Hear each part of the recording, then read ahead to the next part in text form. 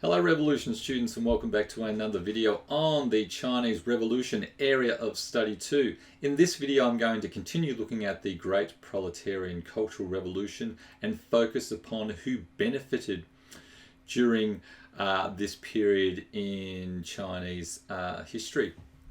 So I'm going to begin by focusing upon education, and particularly education in rural areas. We know that education in the cities, schools, universities pretty much shut down as a consequence of Red Guard activities during the Cultural Revolution, and teachers and intellectuals, teachers at middle schools, teachers at primary schools and lecturers at universities were attacked by Red Guards and struggled against. It was a slightly different story, however, in the countryside. We need to understand that during the Cultural Revolution, Mao continued to attempt to improve the living conditions of the peasants in rural areas in order to lift their living standards up to those workers and others who lived in the cities. And there was consequences for rural education and benefits. So we can see there the number of schools in rural areas increased dramatically during this period, resulting in high enrolments in primary schools, and education was more accessible to the children of peasants. And this also resulted in improved literacy rates throughout Chinese society. So you can see there, in 1949 it was estimated that about 20% of the population were literate. By 1964 it was 66% of the population, and then it was 70% of the population by 1976. The increase in enrolments in primary schools in rural areas had a huge impact upon these increases in literacy rates. However, they were also facilitated by the introduction in 1955 of pinyin, and you can see that there, and also simplified Mandarin. So in 1955, the CCP decided to simplify the written script so that it was easier to write, easier to learn for Chinese. So it was no longer just a language of intellectuals, I suppose. And as a consequence, it made it improved literacy rates. Pinyin itself, the Latinized script of it, it is more accurate than the old Wade Giles rendering of Mandarin. So it had benefits all round. Another benefit of the Cultural Revolution for Chinese people and Chinese society, and particularly those living in rural areas, was an increase in health. So one of the major reforms that Mao put in place was that he helped to train, or he funded the training of barefoot doctors. And these barefoot doctors were medical professionals who were given a basic medical training, and then they were sent out into the countryside to administer to the peasantry.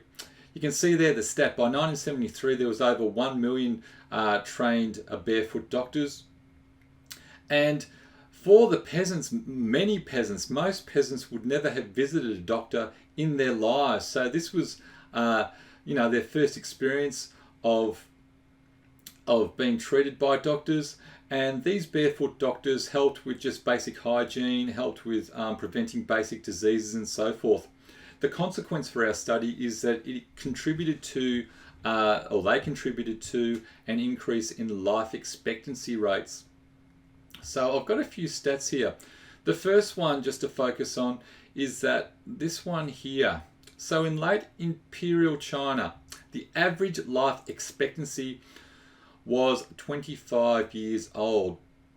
So most Chinese men and women, the vast majority of Chinese men and women, would live, on average to around that age. They lived to that age because it was a consequence that they would often die early. You would think because of disease, malnutrition and so forth, hard labour in the countryside. By 1971, the average life expectancy had been raised to 62 years old. Okay, so that's a huge increase over this period of time. 62 years old, huge increase. And it was a consequence of these barefoot doctors who were sent out into the countryside, as well as other reforms that the CCP had put in place. I've got another stat here, and I've got it from this website here, which you can look at if you wish. So in 1949, just before the CCP came to power, the average life expectancy was 41 years old. So we can surmise, or we can think about, if the CCP had not come to power and the GMD had come into power, perhaps they would have achieved these results as well in raising the average life expectancy in China. Perhaps they wouldn't. Who knows? But regardless, this raise in the average life expectancy is a huge achievement of the CCP. And we have to take this, or have to think about this and consider it when we're evaluating whether people benefited or not under CCP rule. They were certainly better off. They were certainly living longer than they were at the turn of the 20th century. Further points, further benefits that occurred during the Cultural Revolution were, and I referred to this before, so Mao's focus on improving the lives of the peasantry. One way he did this was that there was more agricultural spending and industry in rural areas. So small factories were set up to produce fertilizer, cement, pig iron, pharmaceuticals, repair tools, and farming machinery. So people in the countryside became more self-sufficient. During the latter years of the Cultural Revolution, much of China's fertilizer was being produced by local rural industries, as was a large proportion of farm machinery, which then provided work to peasants and contributed to raising the living standards of the peasantry in China. These policies, along with tax breaks, contributed to an increase in farming efficiency and agricultural production. So huge ticks there. And I've got a quote here, and I took it from Tom Ryan, and I'm just going to go through it because it gives a contrasting view to how people viewed the Cultural Revolution within Chinese society and whether people benefited or suffered and so forth. Because some people did benefit, not all people suffered. Ma Bo-go recalls attending a 2007 lecture on the Cultural Revolution by Chinese historian Sun Ge.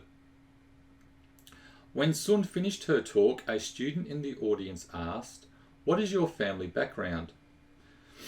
Sun explained that she was the daughter of intellectuals who suffered during the Cultural Revolution. The student replied, "So no wonder, my father used to be the production team head in my village. He still recalls the Cultural Revolution with fond memories because that was his most brilliant years. Those were the years when farmers felt proud and elated." So we can see here that some people did benefit during the Cultural Revolution. It was a better time in their lives. For peasants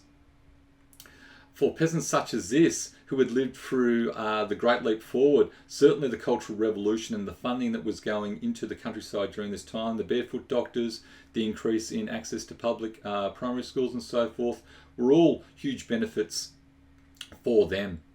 Okay, let's have a look at a couple of historical interpretations now. So the first one is from Lee Fagan, and he writes, "The decade dominated by the Cultural Revolution left an enduring legacy of social justice, feminist ideals, and even many democratic principles that still resonate today." So he's talking about some of the benefits there of the Cultural Revolution. And this next historical interpretation is from Rebecca Karl, and she writes, "The Chinese Cultural Revolution was an inspiration for many.